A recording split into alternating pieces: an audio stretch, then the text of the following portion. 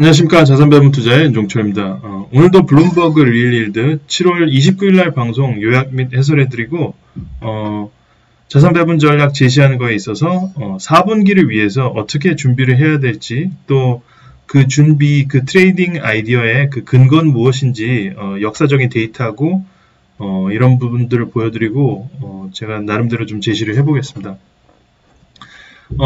제가 채권 방송을 지속적으로 이제 모니터하는 이유는 채권 자금의 규모가 주식시장 자금 규모의 4배이고 워낙 장기 자금, 보험사, 또 연기금 이런 자금의 상당한 구성이 채권으로 되어 있기 때문에 이 시장을 인지하지 못하고 이 시장에서 의사결정을 내리는 사람들이 어떤 생각을 갖고 있는지 인지하지 못하면은 부동산 투자나 아니면은 사업에 있어서도 리스크를 해지하기가 힘들기 때문에 이분이 중요하다고 판단해서 이제 하게 됐습니다. 오늘도 이제 나오신 분은 켈시 베로, 매튜 홀백, 그 다음에 조지 컨캡스 이렇게 나오셨습니다. 좀 주목해서 경청해야 될 분은 JP 모건의 이제 켈시 베로인데요. 올해 초에, 즉 1월 말에 작년 4분기 2021년 4분기 ECI 데이터가 나왔습니다. ECI 데이터가 중요한데요. Employment Cost Index라고 해서 미국의 정부 그리고 사기업단의 그 고용 비용을 갖다가 인덱스화해서 체계적으로 분석하는 보고서입니다. 그래서 그 보고서를 보고 올해 초에 1월 말에 분명히 콜을 했죠. 작년에 이미 명확히 인플레이션과 임금의 상호 순환 관계, 즉 서로를 올려주는 관계가 시작이 됐다. 그게 고착화되는 기미가 보인다는 걸 명확히 해서 올해 연준이 공격적으로 금리 인상을 할 것이고 또 심지어 유럽까지도 금리 인상을 할 수밖에 없다는 콜을 상당히 예측하셔서 정확하게 예측하셨던 그런 기록이 있는 분입니다. 그래서 이분 말씀을 좀 잘 들어야 될 것 같습니다. 자, 그래서 마지막으로 한 그 3가지 질문입니다. 여기에 대부분의 그 아이디어, 그 서로의 생각이 드러나는데요. 이 부분 말씀드리고, 그 다음에 오늘 5가지 주제를 얘기를 하면서 그 주제에 대해서 각각 어떻게 언급을 했는지 설명하겠습니다. 결국에는 페이롤 리포트라고 해서 이제 고용보고서인데요. 다음 주에 이제 나오죠. 그래서 지금 시장의 예측 전망은 25만 명 혹은 5만 명 최저는 그 정도의 이제 고용 증가를 예상을 하고 있습니다. 결국에는 3분기에 그런 고용 증가가 마이너스로 갈 수 있느냐, 고용이 실질적으로 감소할 수 있느냐에 대한 이제 언급이 있었고요. 거기에 대해서는 다들 아니다라고 대답을 했습니다. 미국의 고용 시장이 워낙 견조하다는 거죠. 그 다음에 연준의 다음 9월 달에 그러면은 금리 인상의 규모를 이제 물어봤는데요. 이 두 분은 다 50bp를 얘기를 했고요. 켈시만 75bp를 얘기했습니다. 아직 한참 연준이 더 공격적으로 금리를 인상을 해야 된다 이 얘기죠. 그래서 앞으로 남아있는 금리 인상의 규모를 물어보니까 50bp에서 100bp, 그 다음에 100bp보다 더 많이 1% 이상 더 올려야 된다. 종단 금리까지 이렇게 두 분 다 말씀하셨습니다.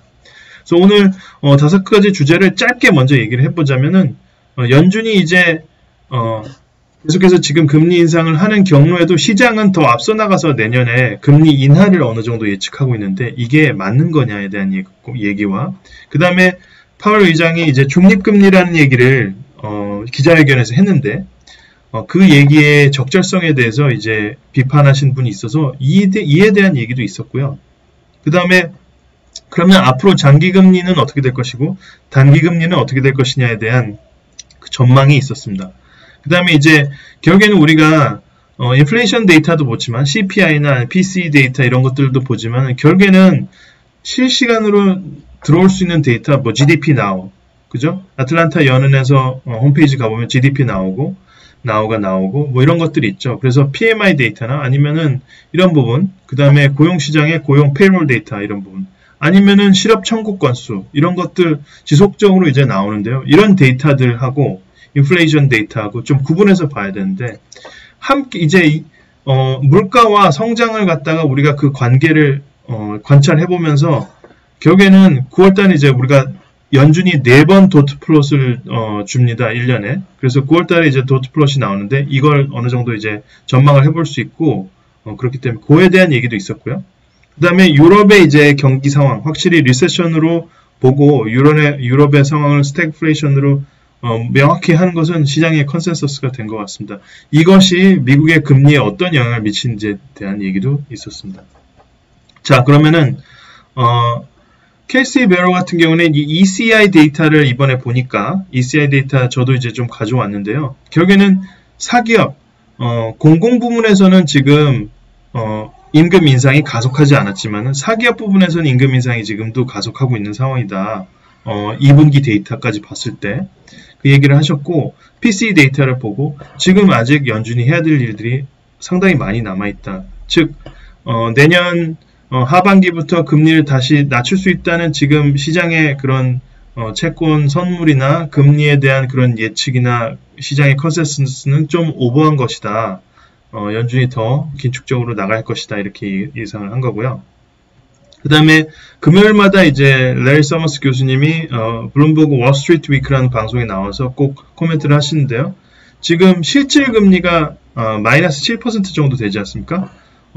물가는 9%고 그 다음에 금리는 2%대니까 그러면은 2에서 9를 빼면은 마이너스 7%대인데 이런 상황에서 2.5% 상단의 그런 정책 금리를 중립이라고 말할 수 있느냐 이에 대해서 이제 신랄하게 파웰을 비판을 했습니다. 그래서 이 부분과 그 다음에 이제 매튜 혼백은 얘기한 게 불과 이제 이미 6월달에 제시한 그 dot plot, 그죠? dot plot을 언급을 한 게 그 사이에도 지금 상황 변화가 꽤 있었는데, 그렇죠?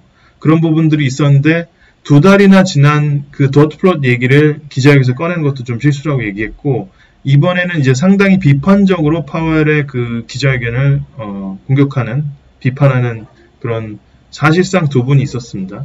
그래서 그런 부분이 있기 때문에 아직 중립이라고 예단하기는 힘들고 중립이라고 언급함으로써 단기적으로 인플레이션을 더 키우고 시장의 어떤 완화적 환경을 줌으로써 물가를 더 잡지 못할 확률에 대해서 지금 이제 두 분은 우려를 했고요.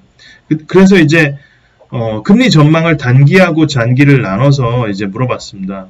그래서 캐시 베럭에 그걸 물어봤는데요. 단기 금리는 결국에는 이제 더 올라갈 것이고 지금 시장의 가격에 매겨진 것보다 그리고 장기 금리는 안정화할 것이다 이렇게 예상을 했습니다. 그래서 이런 시장의 환경, 시장의 예측, 시장의 컨센서스 때문에 오히려 단기 물가 연동체를 사면은 가격이 더 오를 수 있다고 트레이딩 아이디어를 얘기를 했고요.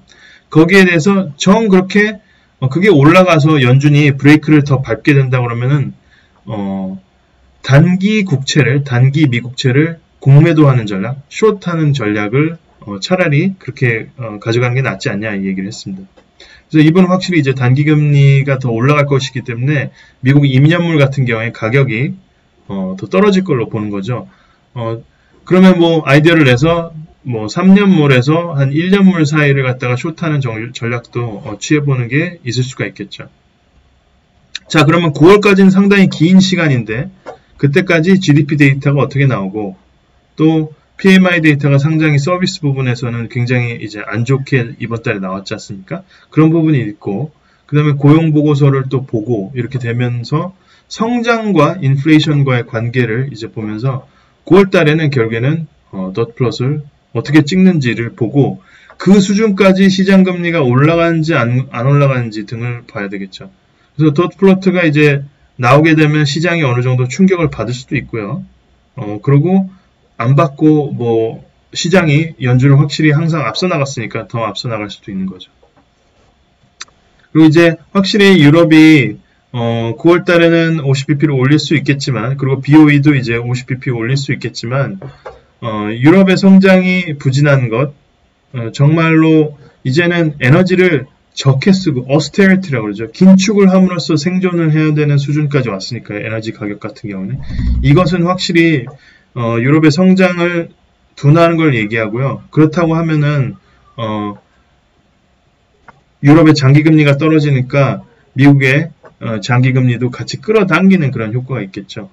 그리고 이제 매튜 혼백이 언급했습니다. 결국에는 일본 엔화가 상당한 절상을 했습니다.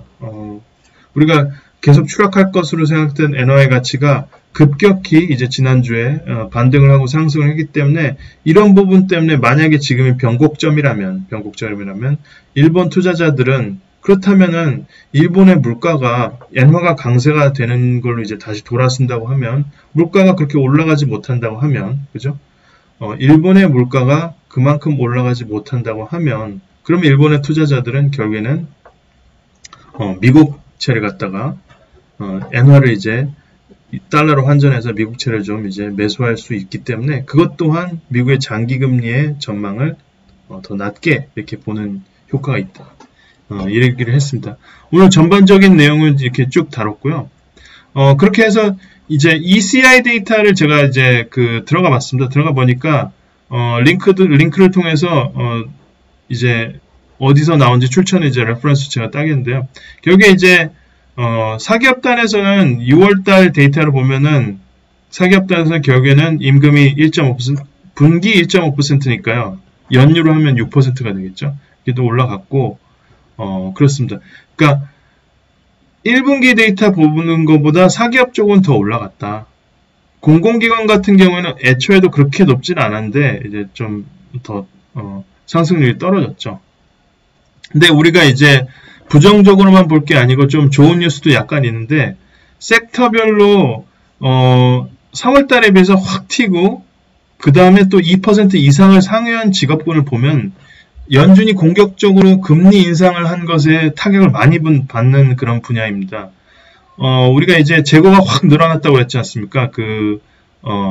내구재 같은 경우에. 그래서 내구재 관련한 영업을 하는 판매직 같은 경우에는 6월달에 임금이 6월달이라고 하면 이제 2분기죠. 2분기에 임금이 확 올랐죠. 확 올랐다는 얘기는 이게 이 인플로이 ECI 데이터에 들어가 있는 겁니다. 그러면은 그만큼 재고가 많고 하기 때문에 고용을 그만큼 하려는 압력이 월마트나 이런 데서 별로 없고요. 베스트바이나 이런 데서 오히려 좀 해고를 하고자 하는 욕구가 더 있고 레이오프를 하겠죠. 그래서 그렇다고 하면은 임금 상승 압력은 사람 이제 막 물건도 들어와서 많이 팔아야 되는데 이게 아니라는 거죠. 그래서 이건 그만큼 이렇게 과하게 많이 반영된 거는 그만큼 떨어질 수가 있기 때문에 좀 긍정적으로 봐야 될 것 같고요. 그 다음에 이제 우리가 2분기를 보면 확실히 금융적인 여건에 있어서 어떤 신용을 갖다가 땡긴다든지 그런 자금 수요가 더 사실 확 늘어난 시기긴 합니다. 금리가 확 올라가기 전에 단기금리가 올라가기 전에 미리 변동금리로라도 사업하신 분들은 돈을 이제 미리 마련해 놔야 되는 거죠. 항상 그런 말이 있습니다. 언제 돈을 융통하냐는 돈이 필요할 때가 아니고 금리가 쌀 때 최대한 돈을 빌려놔야 된다는 거죠. 사업하신 분들. 이제 그 다음에 이제 신용 중개를 하고 하는 부분도 급격하게 이제 올라가서 금리가 많이 올라갔다고 하면 이 부분도 결국에는 이 데이터가 꺾일 수밖에 없다는 거죠. 또한 이제 공인중개업이나 이런 부분 부동산하고 관련된 이런 임금이 고점을 상당히 찍었는데 지금 부동산 가격이 상당히 떨어지고 거래량이 적다는 건 그만큼 그런 회사에서도 고용을 늘릴 요인이 적어지고 오히려 해고를 해야 되는 게 기업주 입장에서 좋은 거니까 튀는 데이터의 이런 요소들을 보면은 연준이 공격적으로 정책금리를 올린 거에 따라서 고용이 타격을 받을 분야들이다. 그래서 연준이 이런 기조를 어느 정도 일관되게 유지하면 이런 분야에서 채용에 대한 수요가 줄면서 인플레이션은 좀 잡히는 게 아닐까 이런 생각을 긍정적인 부분을 좀 얘기를 해봤습니다. 자, 그래서 제가 이제 자산배분 전략의 보정 마지막 자산배분 전략은 이렇게 돼 있는데요. 여기서 이제 12월을 대비하는 얘기를 했습니다. 그래서 지금 제가 물타기를 쭉쭉쭉 하자고 해서 채권 쇼핑을 하자. 심지어 이제 이 BIV를 사자. 즉 매우 싸진 중기채를 사자고 제시했던 이 시기가 6월 17일입니다. 그때에 비해서 중기채 가격이 지금 그때 중기채 가격이 3.6% 정도의 이자율이었다고 하면 지금은 약 2.6%의 이자율이거든요. 그러면은 아무튼 약 1% 정도 금리가 지금 낮아진 겁니다. 이 자산, 그만큼 이제 자산 가격이 많이 올랐죠. 그러면 앞으로, 이 장기채하고, 그 다음에 위험 자산에서 한 5% 정도는 빼서 현금성 자산 혹은 혹은 단기채 쪽으로 일단은 좀 순차해서 옮겨 놓는 게 4분기를 대비한 것이다 이제 얘기를 한 거죠. 제가 이제 이 전략이 기본적으로 3분기까지 유지하는 거기 때문에 다음 분기를 위해서 우리가 무엇을 준비해야 되는지에서 좀 얘기를 해보겠습니다. 결국에는 우리가 앞으로 봐야 될 거는 여기 제목에서 나와 있는데요. 미국 국채 10년물 수익률이 2.2%에서 2.5% 정도 됐을 때, 즉 지금보다 채권 가격이 조금 더 한 10% 정도 5% 10% 정도 더 올라갔을 때 어떤 선택을 할까에 대해서 제가 위험 자산도 그때 5% 매도를 하고 그 다음에 장기 채권도 5%를 매도를 하자. 그럼 우리가 매도를 하게 된 이후에 그 자산 가격이 더 올라가게 되면 굉장히 배가 아프고 결국에는 기회 손실이 있는 거죠. 그러면은 이런 거를 그냥 아주 로지컬하게 4가지의 경우 수로 해서 계산을 해보는 겁니다. 그래서 미국 4가지 경우 수인데요. 비교해야 될 대상은 미국 10년물하고 S&P 500입니다. 그러니까 미국의 전체적인 주식시장하고 미국 10년물의 가격의 동향을 보고 우리가 이것도 5% 덜어내고 이것도 5% 덜어내기로 했기 때문에 전체 자산에서 그러면은 기회 손실이나 기회 비용을 계산해 보는 거죠. 시나리오는 4가지인데요. 결국에는 미국 10년물 가격이 상승하는 겁니다. 우리가 2.2%에서 2.5% 구간에 수익률 2.2%에서 2.5% 이자율 구간에서 팔게 됐을 때 그 이후에 10년물 가격이 올라가거나 떨어지거나 그 올라가거나 떨어지는 경우에서도 또 S&P 500가 하락하거나 상승하거나 이렇게 2가지 경우가 나눠지기 때문에 총 4가지의 경우의 수죠. 그러면은 이 4가지의 경우의 수에서 우리가 결론적으로 얘기할 거는 가장 두려워하는 거는 내가 판 다음에 10년물 가격도 상승하고 S&P도 상승하는 겁니다. 근데 이 부분은 우리가 가장 경계해야 되고 두려워하는 부분입니다. 물론 이렇게 마켓 리액션이 있을 때가 가장 버블이 심하고 자산 가격이 팍 상승하는 그런 희열을 느끼는 구간이기 때문에 기회 손실이 있을까봐 두렵지만 이럴 수 있더라도 우리가 이 구간에 미국 10년물이 오면 소위 중립이라고 연준 의장이 얘기했던 구간에 왔는데 이 구간에서는 향후의 방향성이 어떻게 될지 우리가 모르더라도 이렇게 5% 손실이 아니고요. 매도를 하자는 거죠. 그래서 그 사유만 말씀드리고 다음 방송에서 그래프를 가지고 와서 지난 역사적으로 4번의 데이터 미국 10년물 국채와 S&P 500와의 관계를 설명하면서 왜 이게 좋은지에 대해서 말씀드리겠습니다. 자, 그러면은 내가 팔았는데 미국 10년물이 올라가 버리면 자산의 5%에 대해서 우리가 손실률을 올라간 상승분을 20%라고 얘기하면은 5% 갖고 있던 것 중에 내가 지속적으로 갖고 있는 게 아니고 1%를 보유하지 않음으로써 5%를 보유하지 않음으로써 결국 20% 가격이 올라가 버리면은 내가 5%에 대한 20%, 즉 1%의 그 기회 손실이 생기는 거죠. 이렇게 이제 계산을 하는 겁니다. 그래서 팔고 나서 가격이 상승하면은 나한테 기회 손실로 해서 마이너스로 계산하고요. 팔고 나서 하락하면 하락한 가격에 내가 살 수 있으니까 플러스 1%를 주는 겁니다. 그렇게 해서 웨이트를 주게 되면 10년물 상승과 S&P 하락일 때 뉴트럴이고요. 둘 다 이제 상승하게 되면은 내가 5% 덜어냈으니까 내 포트폴리오는 마이너스 2%의 효과가 있다는 거죠. 계속 쥐고 있었을 때보다. 그 다음에 이제 만약에 미국채 10년물이 하락하고 또 S&P 500도 하락하면은 나는 두 자산을 더 싸게 살 수 있는 확률이 있기 때문에 2%의 기회 이익이 있다는 거죠. 이 확률은 우리가 적게 보고 있고 이 확률은 즉 이게 지속되려면 물가 안정도 성공하고 찐으로 성장이 지속돼야 되는데 이 부분이 힘들다는 게 컨센서스고 제 예상입니다. 그래서 이 부분이 되더라도 결국에는 3번이나 4번으로 국채 가격이 떨어질 수 있기 때문에 결국에는 우리가 5% 좀 덜어놓고 다음 분기를 좀 준비를 하자, 이 얘기를 말씀드리겠습니다.